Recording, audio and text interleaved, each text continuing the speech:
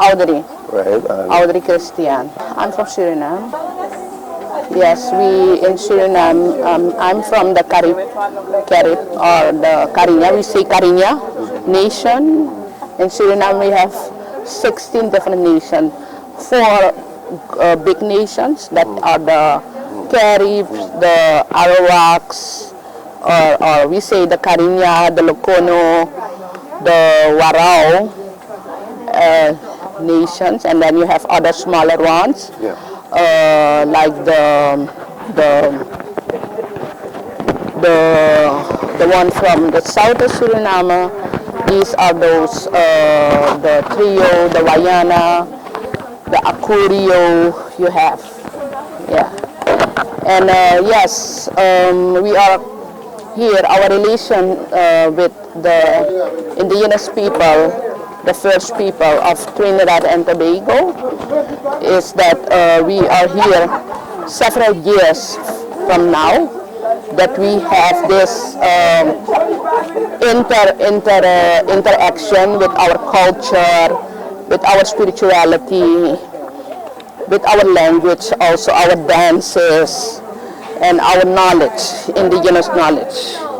Yes, and that is for several years.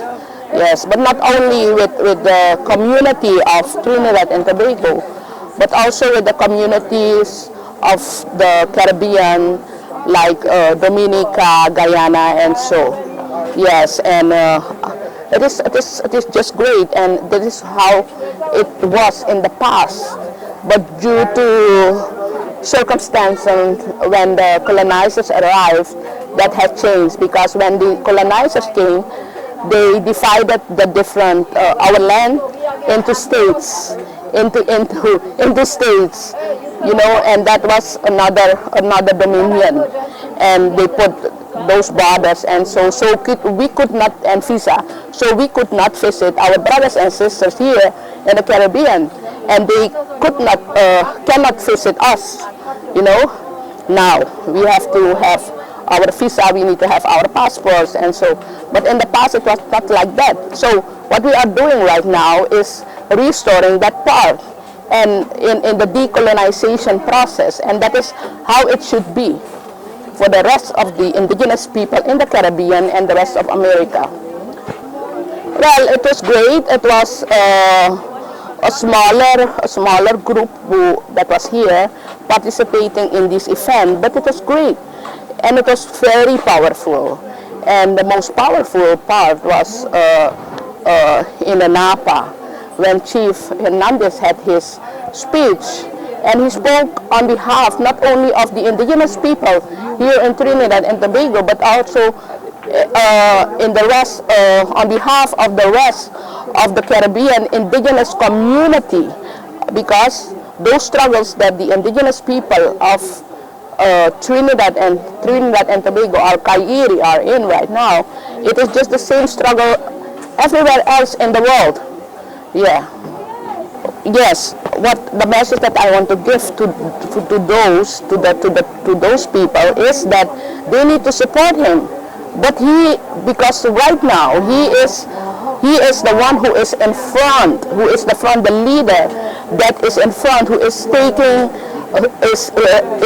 taking action in this. And you see that his message is a powerful message that needs to be accepted to those who need to contribute to the community to build up the village, the new village. Because it is not only a village, it is more than it. It has everything to do with economic development, with restoration of our indigenous language, indigenous culture, indigenous dances, indigenous art, and like this, clothing and so on. This is what is the goal of this. And we need to support him as indigenous people, not only of Trinidad and Tobago, but all over the world, but also the message he is directing to the one that needs, he asks for contribution.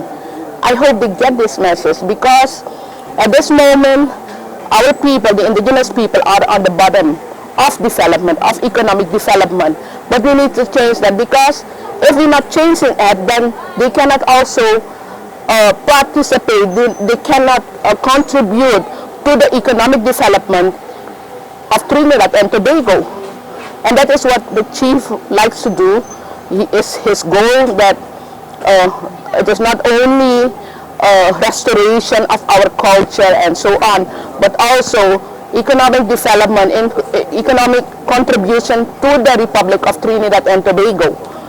So that needs to be a balance, and we understand that. And I hope the people understand that, the indigenous people of Trinidad and Tobago understand that and support him on this, and also the rest of the communities, other communities, civilians of Trinidad and Tobago.